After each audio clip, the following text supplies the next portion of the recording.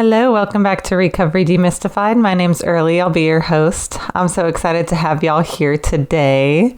Recovery Demystified is recovery for the rest of us. If you felt left behind in addiction recovery, like nothing has really worked for you, then I'm happy you're here. And I welcome you with open arms, and you're not left behind anymore because I'm coming back for you. Today, I have a little bit different of an interview episode with y'all. It's my first remote interview. I had a friend of a friend in Florida contact me saying that she would like to be interviewed. So I bought a cheap refurbished microphone from eBay and figured out how to do remote interviews through the podcasting platform that I use. And so the sound quality is going to be a little bit different. Also, I had a kind of a hard time in editing because the way that the podcast platform records the interview is in two separate tracks and then it combines them. And usually I just like press this button in the recording phase that removes silences.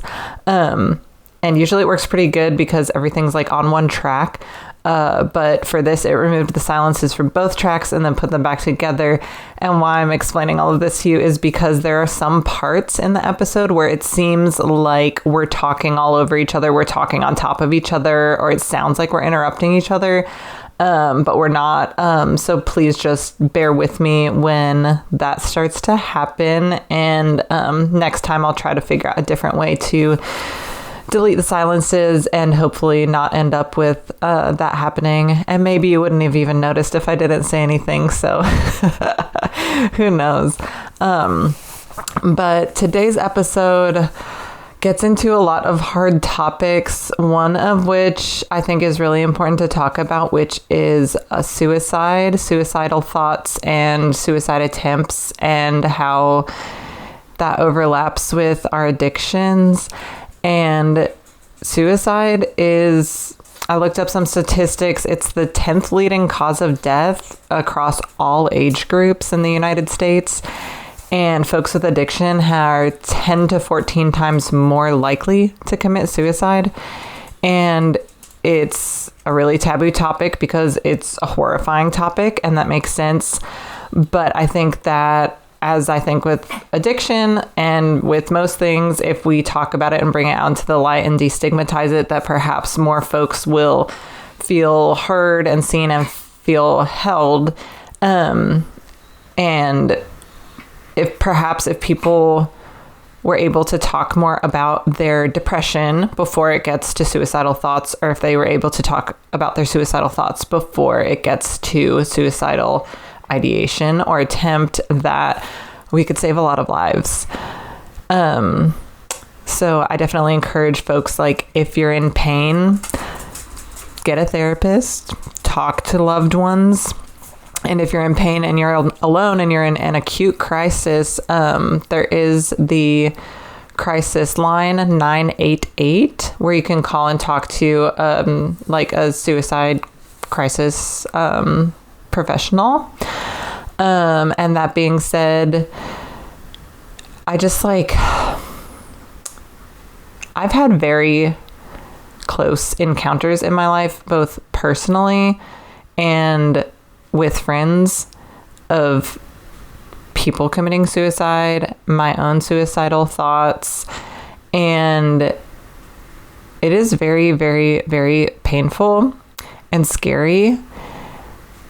But I think there's also a way to reframe it, which I've been learning through internal family systems therapy, which the concept there is basically like our mind is full of all different parts. Some are stuck in their trauma, some are protecting us.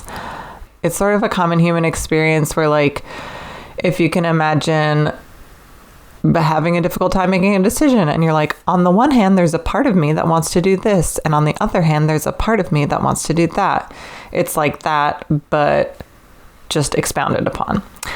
And in my own IFS therapy, I've addressed what I call is the suicidal voice. And for years, I haven't been actively truly suicidal, but I have these impulsive thoughts that are like, well, you could just kill yourself. And I'm like, I turn and I look at the thought and I'm like, bro, like, what the fuck? Get out of here. Like, my life is so good. Why are you even bringing this shit up? And the more I pushed it away, the more it would just appear as an intrusive thought. And then as I addressed it as a part through internal family systems therapy, instead of pushing it away, I learned how to engage with it. And in the end, okay, so actually I'll start by saying that in internal family systems therapy, the book that the creator Richard Schwartz wrote about it is called No Bad Parts. So when we're addressing the parts, even if they're telling us things as horrible as killing yourself, we still believe that they are not bad parts and they're ultimately have our best goal in mind, which sounds crazy because how can a part that's looking out for us be telling us to kill ourselves, right? So back to I'm addressing this voice, the suicidal voice, instead of suppressing it. So once I turn to finally face it and I'm like, bro, what are you here for?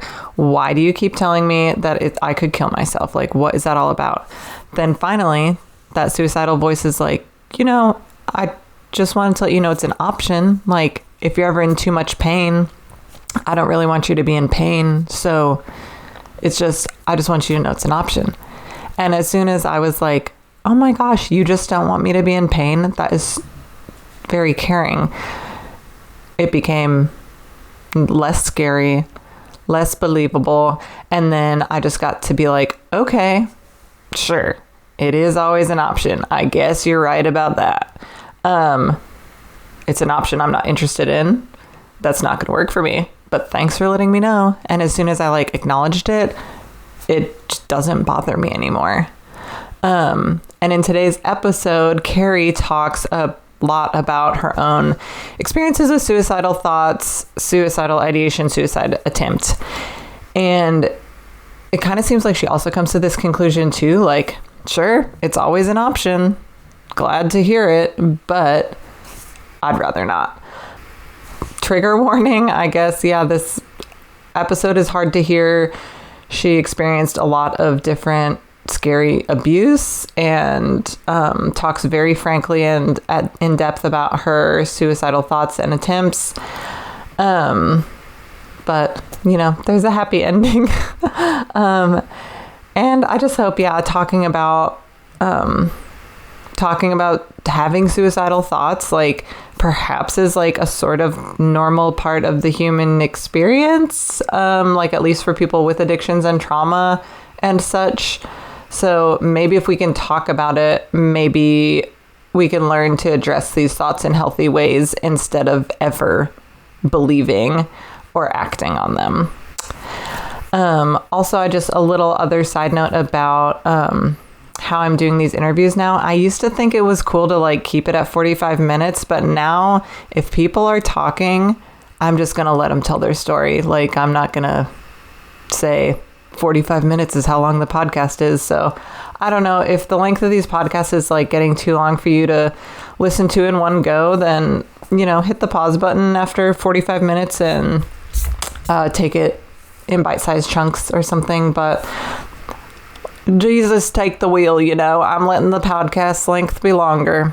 It's people's stories and I think they're worth telling and they're worth hearing. So anywho, without further ado, here's my interview with Karrie. Hello, Karrie. How are you doing today? I'm doing well, Early. How are you?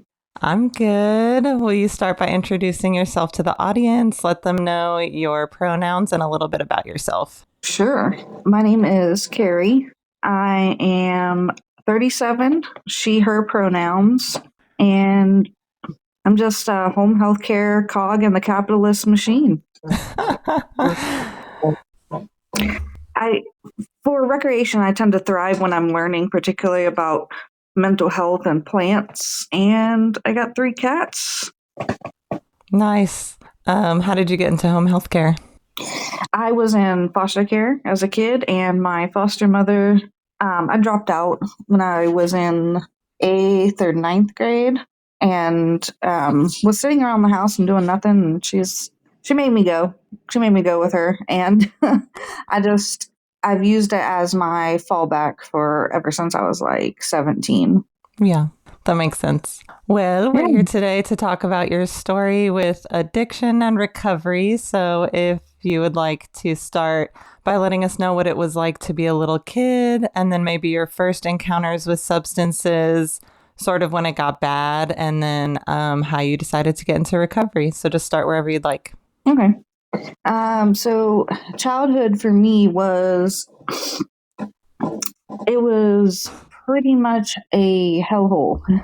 I had a terrible, terrible upbringing. My mother passed from an aneurysm when I was 4, and my parents were not together, my mother and my father.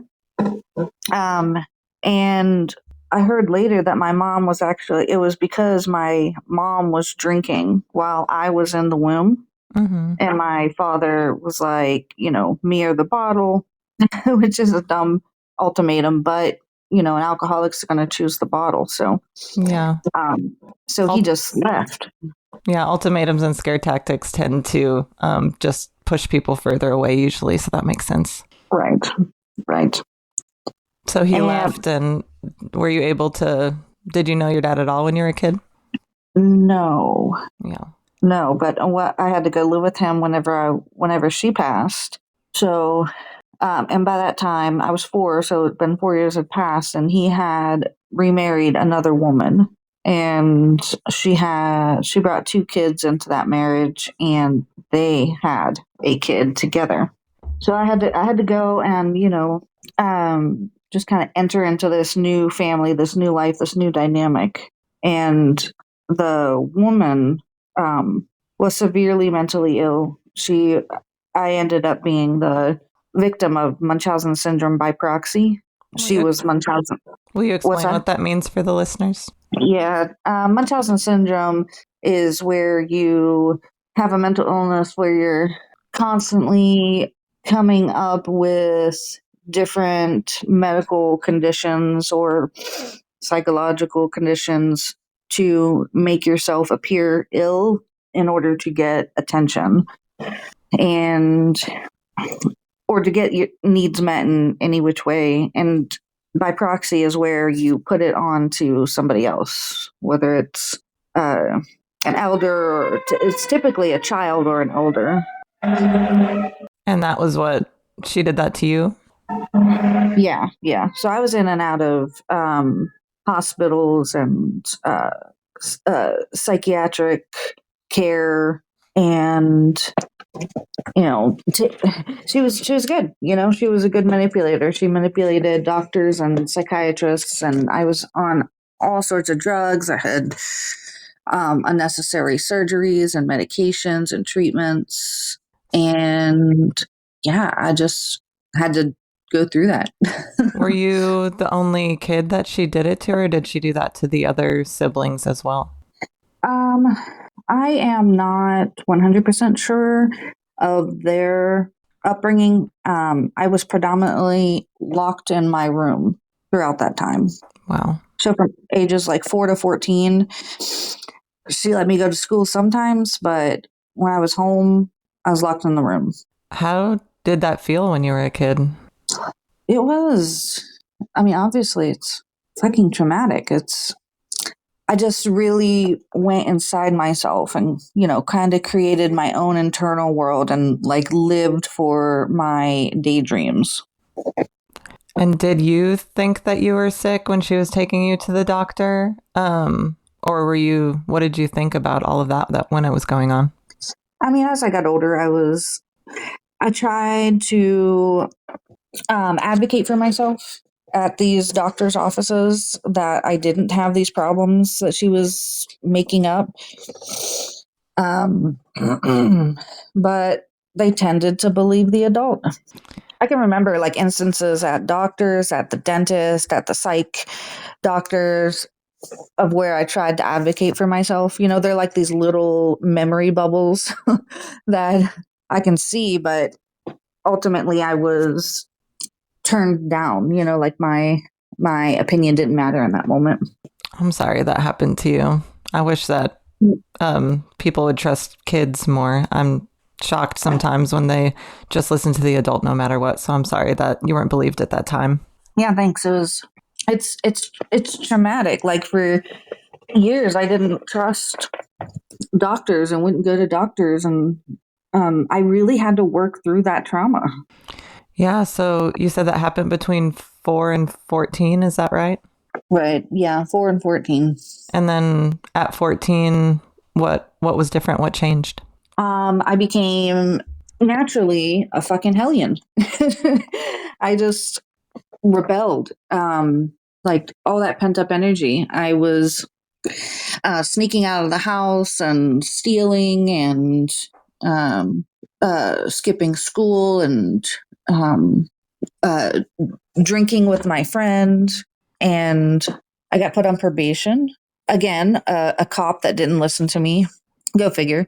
And I got, and then I got into a fight at school, and I got arrested Uh, at school. what was the probation for? And you said the cop didn't listen to you. Will you just elaborate a little bit about what that was about? Yeah, so I'd ran away from home, and when I came back, there were two cops that were there, and they were like, aggro cops, just like, I don't even remember the exact words, but something along the lines of like, "Where were you?" Um, I don't remember. And then I just remember, trying to explain to them that I get locked in my room, like I am miserable in this house, and them like silencing me and not listening. And I'm just like, fuck, I don't have anyone to turn to, right? Like, and you're told that cops are supposed to protect you, and as a kid, you believe that, and then you experience something completely different. It's like turns your world around. God, that's awful. I'm so sorry. So Yeah, you ran away. The cops didn't believe you about the conditions under which you ran away. I'm like, if a kid is running away from home, it's not just for fucking shits and giggles. You know what I mean? Like, I'm really sorry that they didn't believe you.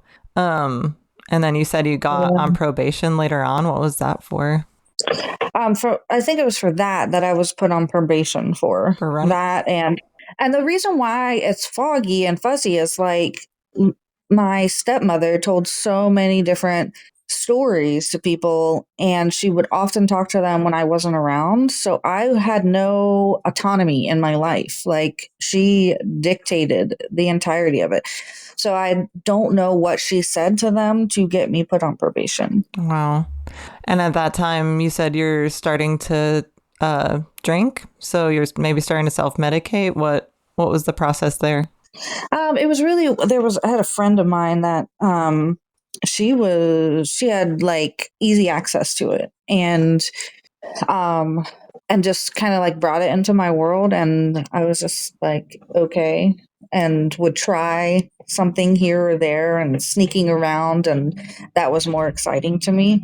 I don't remember being intoxicated at that time. I could have been, who knows. Memories are completely fuzzy for that time, of course. Yeah. um but definitely the first time of being introduced.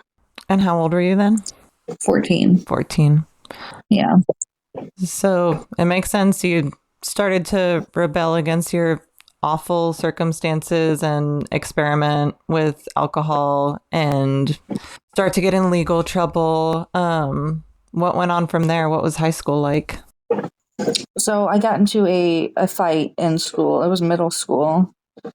She had held me back a couple of years, and it really crushed any interest in schooling that I had. Obviously, I love school because it got me out of the house and got me around people, and but it started, kind of crushing that down when I was getting held back. Yeah, that makes sense. Yeah.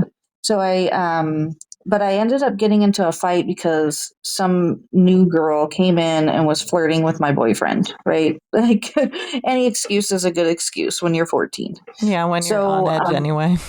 yeah, yeah. And so like a bell rang and I jumped up and just started, wailing on her. Poor thing. Oh no. And a teacher tried to break it up, and I pushed the teacher out of the way. And that's what got me arrested, was I put my hands on a teacher. So, And that was a huge turning point in my life. I went to lockup, and from there, my life changed for the better. you went to juvie? Yeah. Yeah. What was it like in juvie? And you said it changed for the better. Will you explain that a little bit? Yeah. It's a crazy statement, right? Yeah. But it happens. It happens. Kids' lives get better from juvie, which is crazy. It can, households changing from such a drastic household like that. Yeah, I mean, it says a lot if going to juvie is better than the life that you're already experiencing. So, yeah, let us know what that was like for you. Yeah. So I went to juvie, and um, it is like jail. It's just like jail. The kids we would get locked into these cells, which for me was like, no problemo, got that down. Yeah.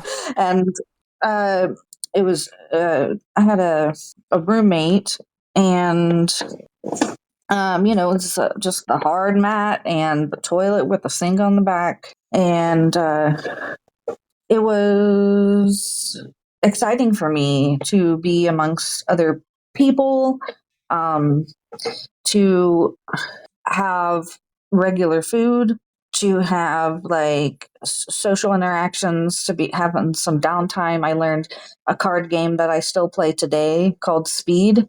I love that game. And I remember there was well, I mean, at first I had to rebel, right? Um, there's this girl told me about how you can make this sound, and then other people make this sound, and then the whole jail will rise up in the sound. I was like, that sounds amazing. What's the sound? Uh-huh. And she's like, you can get in trouble for that, like big trouble. I was like, what's the sound? Just tell me. And it's like, whoop, whoop. And did you And do so I it? did that. Yeah, hell yeah, I had to. So I did it out the door, and then I heard the call back. It's like, oh, and that fueled me, that excited me. So I did it again, and then I heard more call back, and then I heard "knock it off" from some fucking machismo dude, and and I did it again, and you just hear this, just like she said, it was like everyone was getting in on it. um, I don't know how he knew it was coming from my cell, but he did. And he came in with two other people, and, uh, get your hands on the wall, da da da. And then the next day he made us all do push ups. Oh my gosh. Yeah, he was like this ex military sergeant. God, just like bossing around Dumb. children. Good for you, man. I know. Yep, cool kid for sure. Yeah. So, how long were you in juvie for? Um, well, I remember like my stepmother had called in and was like, "Are you ready to come home?" In her like little manipulative coddle way, Mm-hmm. and I was like, "No, no, I like it here. I want to stay here." And those calls get recorded, and so I think that was probably like it probably benefited me. It was very scary to say that to her, but I felt some sense of empowerment from the distance, Right. you know. Um, but they soon realized like I was in the wrong place. I wasn't, you know, doing crazy drugs or anything like that would keep me in juvie. And they sent me to a shelter. Why did they send you to a shelter instead of back to the home? I think it's probably a mix. I don't know what she says, right? Mm-hmm. But I think it's probably a mix of her saying she needs to be straightened up before I take her back, Hmm. and a mix of me being like, I don't want to go back. Yeah. So, what was the shelter like? It was awesome. It was like, so the shelters are kind of level, it's like shelter level 1, level 2, level 3. Level 3 would be like lockdown, and you don't get off the property kind of thing. And shelter was the windows were locked. The doors, not really sure. I think the doors were locked, but we would go on outings and things like that. And there were a lot of kids in there, and I had, like bunk beds. I remember there were bunk beds in the room. Sometimes there were 4 girls in a room. But it was cool. It was, I liked it. There was a pool table, and that's how I started learning how to play pool. Nice. And was it the same kind of vibe for you, or just kind of being out of the house away from your stepmom? Was it kind of didn't matter where you were because it was a better situation, sort of more freeing? Oh, yeah. So how long were you in the shelter for, and what happened after that? I don't really remember like times and dates. Like my sense of time and dates are all screwed up from That childhood makes sense. and not having my, yeah. So I don't really know how long I was there, but I went from that shelter to a level 2 to a, oh, and there's also independent living, where they like try to, that's even lower level security than a shelter, where they're trying to, acclimate you back into society and like get your own sense of responsibility. But I went from the shelter to a level 2, and from a level 2 to a level, shoot, I think I went back to a shelter and then to the independent living. And in the independent living, I was 16, and I'm not sure why, but at that point I went into foster care. Hmm. Yeah, what was foster care like? And did you, now that you're out of the juvie and the shelters and stuff, did substances end up coming back into your life at some point around then? In juvie and lock, no, I was actually like underneath the rebellion and aggression and anger. I was super innocent. I was still very childlike, and drugs are bad, okay? Like I was still very much like not wanting anything to do with that and thinking that they were bad and people who did them were bad and things like Yeah. that. So no, I was not trying to do drugs. Not to mention, I was on a shit ton of medications and pills, um, from doctors that had prescribed them to me from the manipulation of the stepmother. Oh, so even when you were locked up, they still kept those same Or diagnoses for you and stuff. Is that right? yeah, yeah. They never said I was Munchausen syndrome by proxy. I didn't get that information until much later, 30s. Oh my gosh. So that, yeah, what was life like in the foster care system? And yeah, sort of what happened after that? So I wasn't touching drugs or alcohol.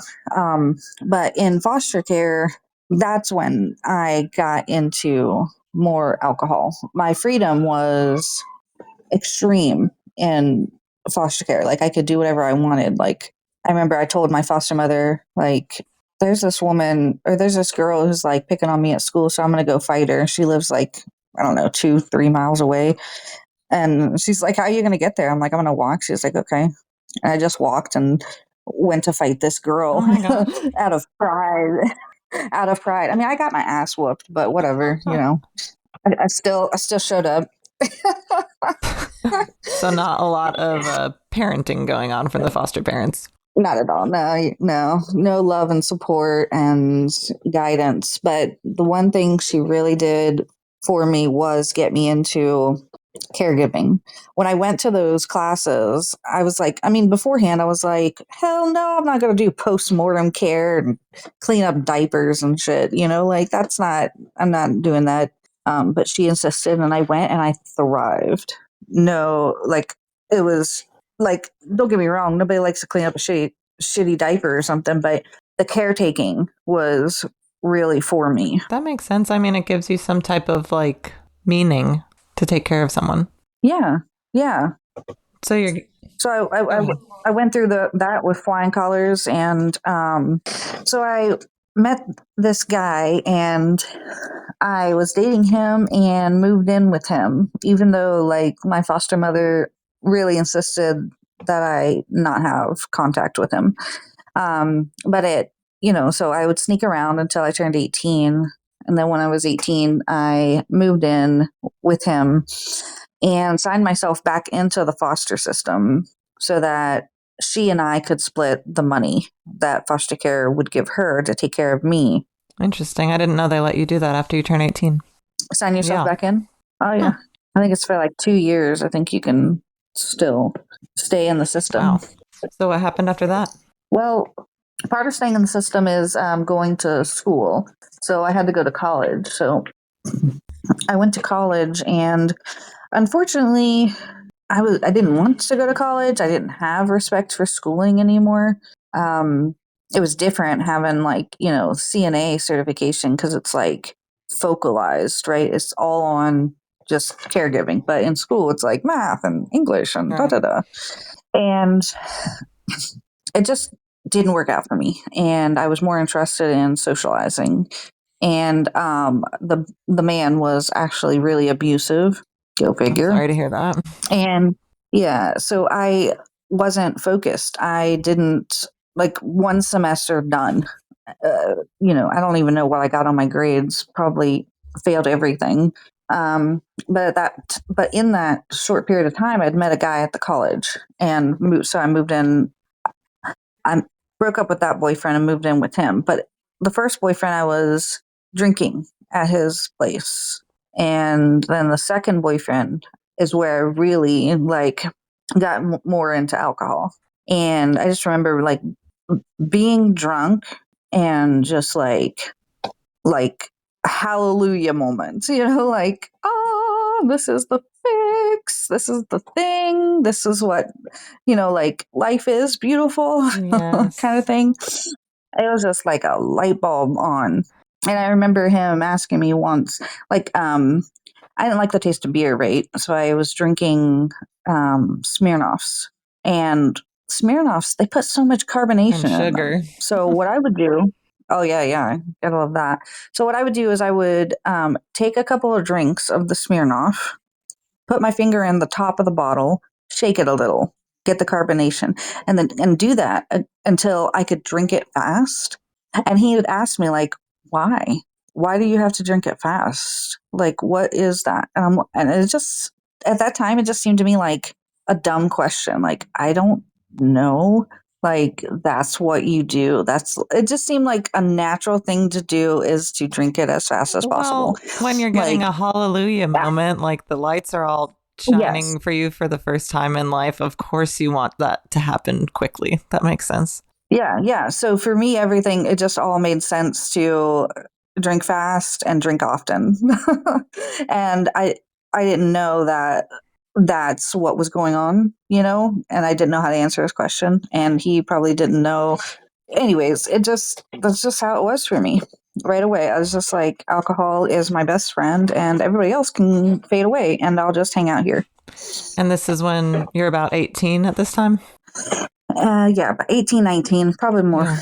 closer to 19. So I'm guessing it probably accelerated pretty quickly. When did something happen that was outside of the norm of that like hallelujah moments that happened at first?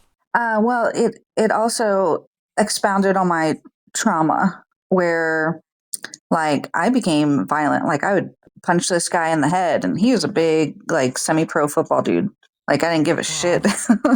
And I ended up I cheated on him, and I was aggressive with him, and um I left him, and he was a good dude. Like he was good quality people. But I didn't know how to handle that. I didn't know how to take that. Yeah, it's when you've since childhood never had a healthy experience of love, then when it's offered to you, it kind of doesn't make sense. Yeah. Right. So it sounds like you sort of immediately were having negative repercussions with the alcohol. Like maybe it was like that euphoric moment at first, but that your behavior sort of turned violent like pretty soon after you started drinking. Is that right? Yeah. So Yeah. what happened after that? For sure. So when I left him, I didn't have anywhere to go. So I just went from friend's couch to friend's couch um, until those ran out, and they ran out because I was buying whiskey. I just immediately hopped over to whiskey, like Smirnoff beer. whiskey. I trained myself to like beer because it was everywhere, right? And whiskey was just like, ugh. It was crazy. And I had no self control. Nobody teaches you how to utilize alcohol. It's just there and available, right? And I never really learned moderation with it. And I remember waking up so shaky and everything was bright and shiny and I felt nauseous. I was so screwed up and I remember calling my sister and being like, I think my sugar is really low. What's going on? Because I was in the kitchen eating icing out of a container, Gosh. just naturally. Just like that's what I just didn't really have any control. My body just did that. And then I called my sister and she told me to cook up some eggs because the sugar is good. It'll pick it up quick, but the protein would, make Yeah. last longer for my body. And that really helped. But I ended up homeless, and so I was living in. I was probably like 20, living in a car in the Walmart parking lot. Been there. And that was Yeah, because you ran out of couches to stay on, probably because of the bad behavior with drinking. Is that right? yeah. So what was it like living in the car in the Walmart parking lot? It was very lonely. I mean, the loneliness was extreme and confusing and just stagnant. Like this is my life now, and just feeling so hurt and let down that I had family all around the area and nobody was like taking me in. Yeah, I'm sorry. That sounds horrible. How are you getting money during that time? And was your drinking the same amount or was it less or more? I don't think I was drinking at all at that time because I didn't have money. I think I had like $200 and I don't know how I had that money, but I was just sitting on it and I'd go into Walmart to get some food here and there. I think my dad came and visited me sometimes. I mean, I remember him coming to visit and he probably gave me money at that time, but then just like left me there. Like he was coming to my house to visit me or something. It's fucking crazy. But um, I had previously met this guy from Honduras, and I remember he had dreadlocks down to his ass, and I'd never seen dreadlocks Mhm. before. And I was just like, I just had this moment where I'm like, I have to meet this guy, but I was like so awkward and weird that I had my sister in law, so soon to be sister in law, introduce us, and I invited him over. And this was I was going before to say, did you invite homelessness. him over to your When I car was, in the parking lot? it wouldn't have mattered because he told me all about traveling in his van and hippie shit, all the hippie shit, and rainbow gatherings and stuff like that. And he had told me that there was one coming up in Pennsylvania.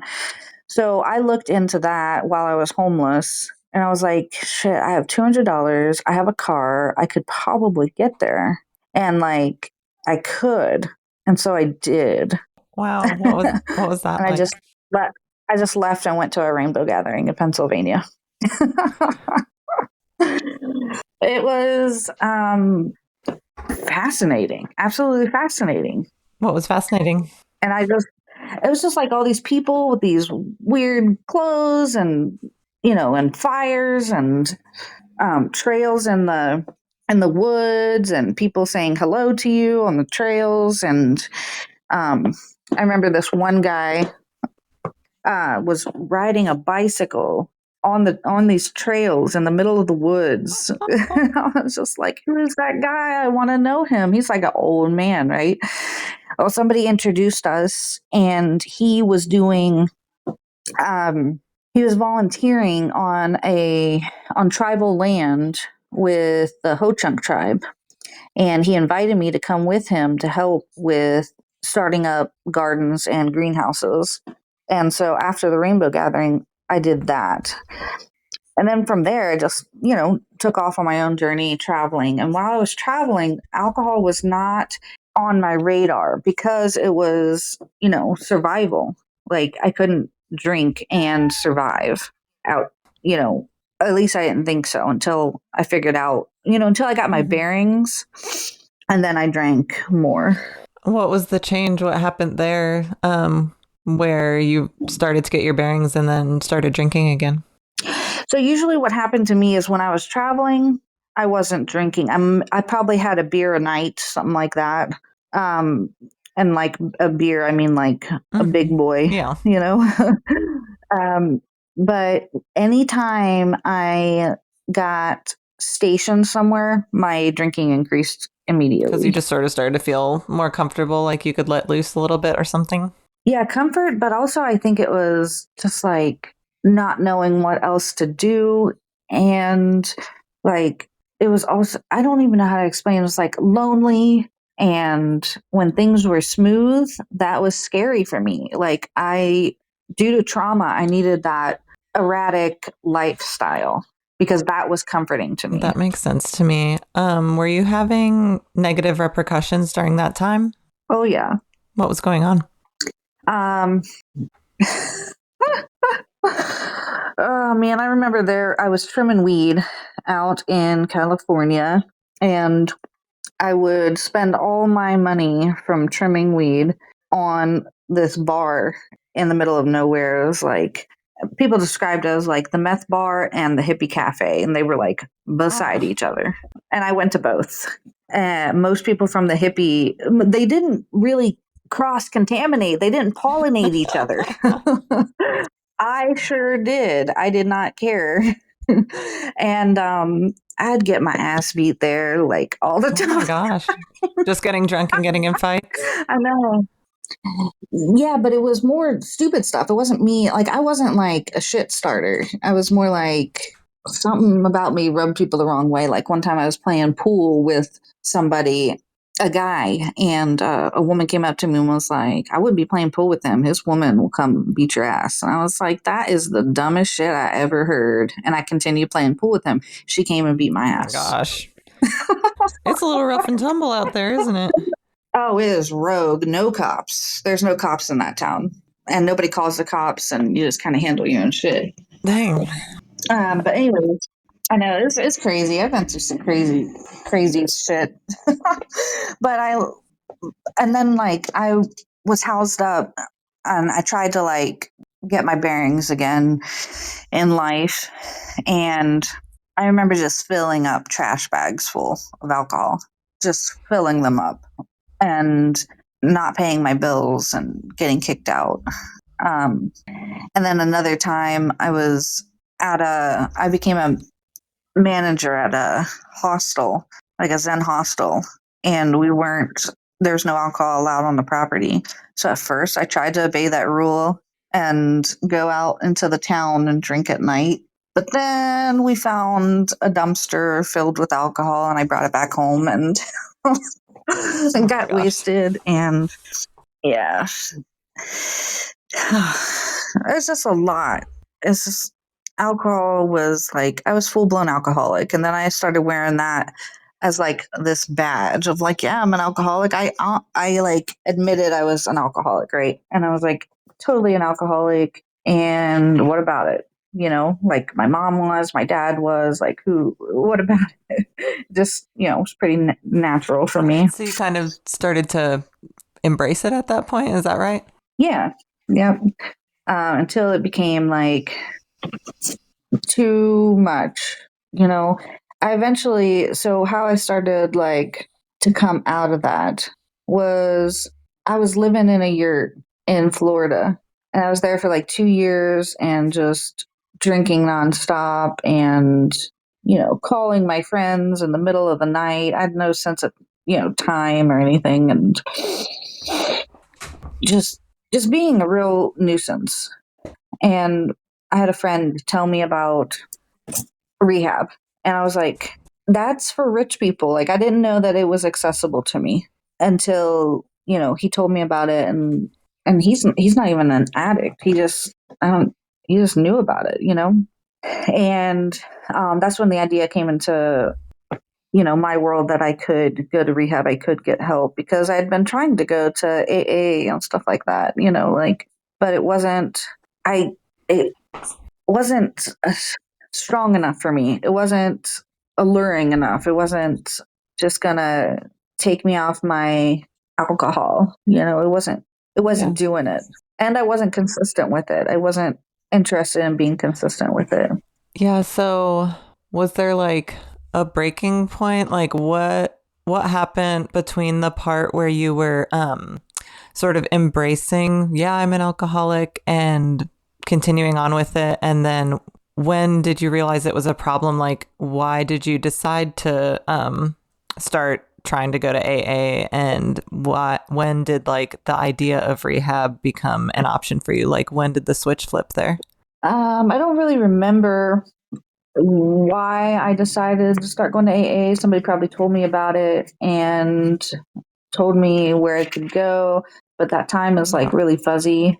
And I think it was just like deep depression was the main like encouragement for me to try and do something different. Yeah, that makes sense. It's like I totally relate to the idea of like when you first start drinking, it's like such intense euphoria, and then you want to drink as fast as possible. And then all of a sudden, it's however many years later, and instead of having any euphoria at all, it's just only intense depression. So, yeah. Yes, exactly. Like, when did this happen? Exactly. Yeah, I mean, I'd be like just calling my friends up with like suicidal ideations and deep depression of like nothing is right in my life, there's nothing here for me, da da da, I should take sleeping pills, da da da, like. And so I did end up going to, and I was like stealing wine and booze and vodka and stuff from my neighbor, like. When I ran out, I got hers. I mean, where there's a will, there's a way. Oh, yeah. So I did end up going to rehab. And I guess if there's any listeners who are maybe in the same boat where they're like, rehab's for rich people, would you let them know how rehab is also for poor people? Yeah. So it's usually through like some sort of insurance. And usually if we have like insurance through the state will pay for it. And afterwards they asked me, or, they'll send you bills for what insurance doesn't cover. And I just never paid my bills. Whatever works. I just was like, nope. Society made this problem. Society can fix it. And I'm guessing the treatment facility was not some Lindsay Lohan, the Hollywood Boulevard type of place. What was a treatment like? It was? It kind of was. What was treatment like? I know. It's crazy because I hear people's horror stories about treatment. And I was like, mine was fucking awesome. I mean, it was really strict. You had to make your bed. You had to be up at a certain time. Your doors got locked. You couldn't go back into your room, kind of thing. You had to attend all the meetings, etc. And it was all day long. But the food was phenomenal. They had amazing food, and they had a pool, and you could have your smoke break times. And they had limited coffee. They turned the coffee on in the morning for like an hour. So we would go and fill up 2 cups, 2 big old cups to keep us through the day. But yeah, it was fine. How long were you for me. inpatient for? I liked it. I think it was 30 days. What happened when you got out? And they had longer, but 30 days is what I went for. And when I got out, I was good for about 6 months. And then I picked up right where I left off. What happened at that time and when you picked up again? I don't really know. I think it was probably loneliness and boredom. And did you think like, oh, it's going to be different this time? I've been sober for 6 months. Or like, what was the thought process? Yeah, there was certainly some of that. And then there was no fucks given. And I'm still extremely traumatized, right? Like I still haven't worked out all the kinks of my trauma. So the fuck it mentality has always been an excellent survival tool for me, because then I don't have to feel so much. So I went back in, picked up where I left off, and it was, I ended up, my suicidal became very real. It wasn't ideations anymore. It was me stringing up a rope, How long did it take between picking back up again and feeling legitimately suicidal? Probably a couple months, 3-4 months, quick. Something like that. And then what happened? Yeah. Well, because my friends were not letting me call them at 2 a.m., I found somebody else who would, and that's the crisis centers. I could call them anytime and talk, and all I wanted to do was talk. I felt very lonely, isolated in the middle of the woods in a yurt with my 3 cats, and just fucked up in the head. Just my trauma was like extreme. So I had created a type of connection with one of the people at the crisis unit, who I just thought was pretty damn cool and rational and grounded and down to earth. And I was drunk talking. I always was drunk talking to them. And I guess my words were more serious. They took it, they read that it was more serious than what I'd been talking about before. You know what I mean? Like they read the line in between the lines of like my suicidal, and they notified me that they had called the cops. And I was like, the fuck? Like, I had no clue that they knew my location, but they know your exact location. And they called the cops, and the cops came. I remember hanging up and then calling my friend. Like, I'm like, oh my fucking God, the cops are coming to my house. And he was like, and he's a, hardcore anarchist. And he was like, Karrie, I think you should go with them. And it just like froze me. I was like, what? Go with the cops? Like, if he's saying this, then maybe I should. Dang. Yeah, I mean, it's like, well, I believe the difference with the healthcare providers is like, if you have a plan, that's when they start to take it seriously. And I think anytime you're on the phone, they can ping your location in the case of like, a life-threatening emergency. And it sucks that they send the cops because we can't trust them. Did they also send the ambulance? Mm-hmm. No ambulance. No, I don't think so. I don't remember an ambulance. I just remember 2 cops. And I'm being on the phone with my friend, and him being like, I think you should. Yeah. I really do. I mean, being like, I trust you, comrade. Like, and I went with them. And it was Baker acted for like 5-6 days. I call it Baker acted. I guess that's what I... Yeah, I mean, that's the Florida term for it. But yeah, for the listeners that don't know what being Baker acted is, it's being on a psychiatric hold for being a threat to yourself or others. Yeah. Right. Yeah. And so for like 2 days, I just laid in bed. I didn't eat, didn't talk to people, didn't come out.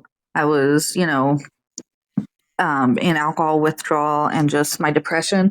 Like, I was flat. My voice, I was just completely flat. Like, there was no ups or downs in my voice. I was done with this world. Like, and then they, would make me come out. They said that they will toss the bed. They will take the blankets and the pillows and shit like that. So I came out and just like sat around, just dreary, and it was just people in these rooms. And there was one place, and chairs were metal, it was not comfy, cozy at all. And it was very, like, I felt very claustrophobic, like, fuck. But someone told me, like, you got to snap out of it if you want to get out of here. So I started eating and talking to people, and kind of came back to my natural, playful self again. And then they let me go. 5 or 6 days. So at that time, I know you said you felt like sort of flat and very depressed. At that time, did you want recovery? Were you interested in like quitting drinking and feeling better, or what did it feel like this time around? Yes, I really wanted it. I was like, listen, I'm like talking to myself. I'm like, listen, like you got a couple of choices here. Like you can go kill yourself anytime you want to. Like that's totally an option, totally valid. I support that. I support like you doing your own autonomy with your body. Um, or you could try something different to have a different life to where you can alcohol is a depressant. There's no getting around that. It's mood elevating at first. It's a stimulant, but ultimately it's a depressant, and it is not working for my meds. It like offsets the meds. So I could try meds and getting off of alcohol and a different way of living and see how that goes. And there's always suicide. Like this was my rationale with myself. It makes perfect sense to me, and honestly, I can relate a lot to that thought. And yeah, I'll just say that I can relate. It makes sense to me. Yeah. So I did try meds and Vivitrol. I know you had talked previously on episodes about Vivitrol. One of the brand names for naltrexone. How did that work for you? Yes. Great. It really worked for me. Somehow, some way, it curbed my cravings. I mean, I had tried it. I had tried it before, and it does work in curbing my cravings, but it doesn't curb the mental obsession. Like I was obsessed with alcohol, right? So it helped curbing those physical cravings, but I still wanted that mental escape. How did you overcome that? Well, when I left the medical facility for being suicidal, I decided, okay, I'm going to try this. I'm going to try living different. I'm going to try being sober. I'm going to try taking my mental health meds and therapy and anything it takes. So I created and I was like, I can't do this alone. I need people. I need to know that people give a shit about me living in order for me to want to live. And so I created myself a support system of about 5 friends, and most of them didn't even know each other. They got to know each other. And they supported me while I went back to rehab, and then to the same rehab because hell yeah, Paris Hilton rehab. And when I got out, by the time I got out, I was thinking that I need rehab for longer than 30 days. So I need to go to another rehab after. And a family member was working at a rehab in West Virginia. And I was in a rehab in Florida.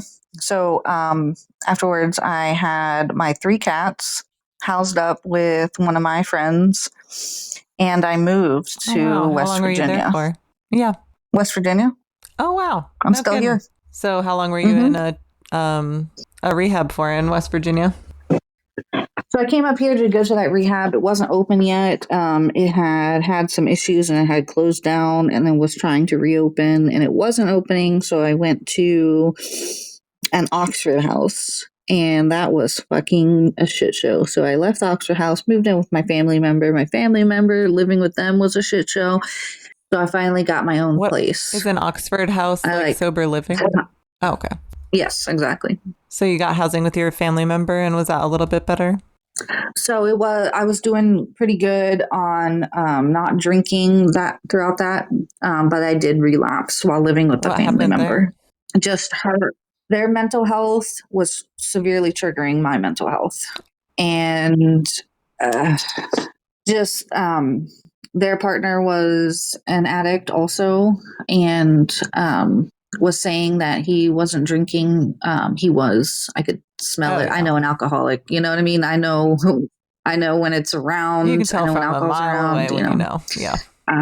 Oh, for sure. And I just let that creep into my mind of like, fuck it, can't beat them, join them kind of thing. And I relapsed, but only for like a week. And then I moved out and into my own place. And I went to AA. I went to NAMI, which is like um, just like a space for people with mental health issues to go and be somewhere with other people.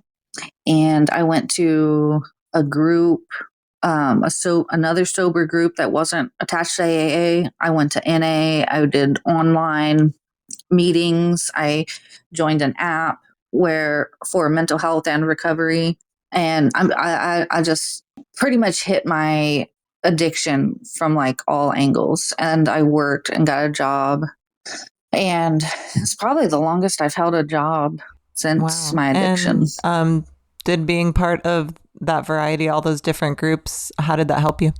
It kept me connected, engaged, prioritized the recovery like all the time.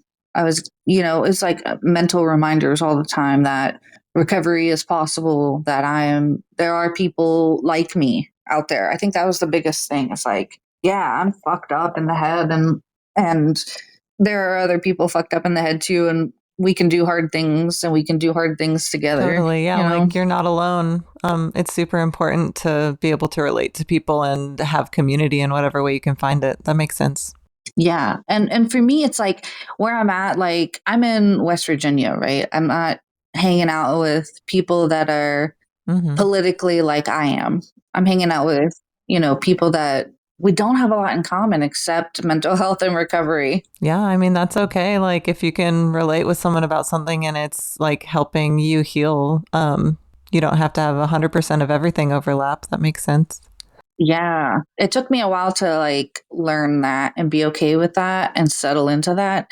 But once I did, it's like it makes life a lot easier to not have these high expectations of everybody in my life. So you said you're around a year continuously sober right now. Is that right?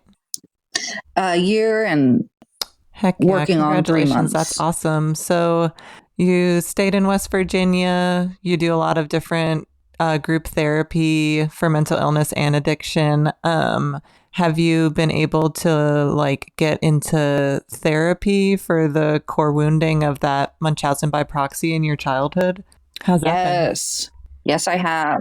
I bounced around to a couple of therapists, and until I found a therapist that I really respect and appreciate.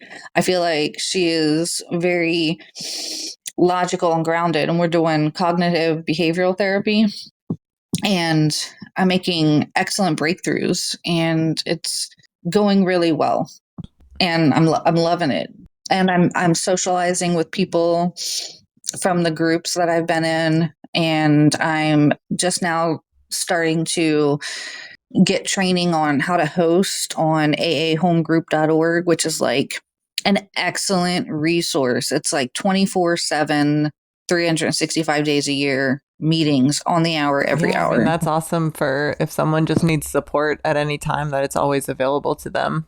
There are people live always. Yeah, it's a very cool resource. And AA and A and stuff like that. It's not. I don't jive with it like for what it is, like the sexism and the religion and politics of it. But the people, those are people, and their stories have been immensely helpful to me. I'm obsessed with autobiographies and memoirs and stuff. And it's like you get people's stories all the time there. And they're really helpful to feel like, oh man, I totally relate to that. Just the feeling of like my experience and my pain is not within a vacuum, I feel like is really, really helpful. So you don't like do the steps or have a sponsor or anything. You just like to hear the stories and relate to the people. Is that right? No, I'm doing the steps because the steps aren't like, they're like, I just make them my own, like give yourself over to a power greater than yourself. It's like, yeah, that at first that was like the hardest thing for me because I am agnostic. I don't believe in any Godhead, it was the hardest part for me. But once I got over the fact that I'm like, for me, it's like the universe. And when I think of the universe, I'm thinking of like all the cells and molecules and stars, and like it is so complex and beautiful and amazing. And like that's something I can get behind. Cool. I mean, I'm glad to hear that you're able to adapt it and make it work for you. I was curious with the mental health care. What was it like to try to learn how to trust again? And what did it feel like to have someone like give you a diagnosis that felt real, and to be listened to and things of that nature? Like, what was that like for you? Well, I think trust is hard, and especially in like a small town here where everybody knows everybody, it felt very, very scary. But ultimately, I had to like choose myself over my fear. And I mean, I had a breakthrough when I was 16 of being able to trust a psychiatrist where I was able to tell him my story. It was the only first time I was able to tell my story. It was at 16 to a Wow. psychiatrist when I was in lockup. Yeah. So here it's like I feel, and I'm also like extremely intuitive, right? I'm in hyper Mhm. arousal most of the time, except when I'm alone. So I'm able to pick up on like small cues and nuances and stuff that people like, signals that people give off. And that's why I kind of hopped around. Like the first therapist was way too relaxed. The second therapist, way too relaxed. This third therapist is like, got her shit together and is extremely intelligent. And I'm excited Heck to be yeah. I working love with that you her. found a good therapist. Sometimes it's difficult and kind of heartbreaking to get in to start doing all of the work with someone and you just like hope that it's going to work out. And then sometimes, yeah, you do have to admit that it's not a good fit and move on. So I'm really glad that you found a good therapist. I'm also curious. You'd mentioned the past couple of times that you'd gone back out that you had that feeling of like, fuck it. Do you have coping skills now for when you're confronted with that feeling, or has it just not come up again recently? Oh yeah, it comes up for sure. Of like, I could just like sink back into that, and I have to just constantly remind myself of like, what do I want though? Because we know where that leads. That Mm-hmm. leads to a rope hanging. Do I want that? I can have that anytime I want to. It's right there. Like 2 minutes, I can go to the Mm-hmm. gas station. You know what I mean? But what do I want? What am I reaching for? What am I striving for in this life? And I have to constantly remind myself that I want to do good things in the world. I want to be a good role model. I want to help those that have been in my shoes. Yeah, that makes I want to experience like nature and take good care of my cats. And I have to just remind myself constantly of like what it is that I do yeah, and I think want. sometimes people call that like their why when you think of like why am I getting sober, and that's a really good practical coping skill to have. I know some people like write it down and put it on a post-it note on the wall because sometimes, yeah, when you get that feeling of fuck it, you kind of the why might leave, but it's really good to be able to remember why we want to get sober. What do you Yeah. do? Do you still have cravings, and what do you do if a craving comes up? I don't really have cravings. It's more of like the Yeah. mental obsession with it. It's like the wanting to escape for a little bit, just like get out, just a head change. Like, give me a head change. Just like my addict brain, it's like just give me a little head change. Like, I've like thoughts have creeped into my mind about kratom or weed to get a little head change, but I'm I keep shoving that down and being like, that's not gonna work for me because I know it's just gonna make me want more and more and more. Like I am an addict. Like anything that I do, I'm going to want more So you're able of. to sort of just meet that impulse with logic. That makes sense. Yeah, I think so. I think it's like, yeah, a lot. My sense of rationale is like my one of my greatest I tools in love that. recovery. Um, So we're getting sort of near the end of our time. I'm wondering if you'd share with the listeners if you think there's something that people don't understand about addiction. Oh, Lord. I feel like it's really sad because there's like a real ignorance around addiction and what it is and why it is. And it's thought of as this leisure, like we leisurely go and find our drug of choice, like that's what we do. That's what we want. That's what we're choosing over our kids or our jobs or over, societal standards or whatever we choose, like whatever people that don't have the problem think. But it's not, it's like this compulsion. I remember I read, if you don't understand addiction, try and put down your phone for 24 hours. And how many times do you think about picking up your phone? That would be a good exercise. And definitely smartphones are an addiction. That's for sure. So for real. Yeah, for real. And I'm also curious if you could speak to someone who's like in the depths of their addiction and in the worst part of their suffering, what would you say to them? That there is hope, and there are people like us all over the world, and there are people who have come out of that, and there are ways to do that. And I would suggest first getting connected in any way you can, whether it's friends or family or therapy or AA or NA or NAMI or apps or online, and talk to other people, talk to other like-minded people. That's a great suggestion. Yeah, because sometimes, I think almost always in the depths of our addiction, we feel alone. And oftentimes we are physically actually alone.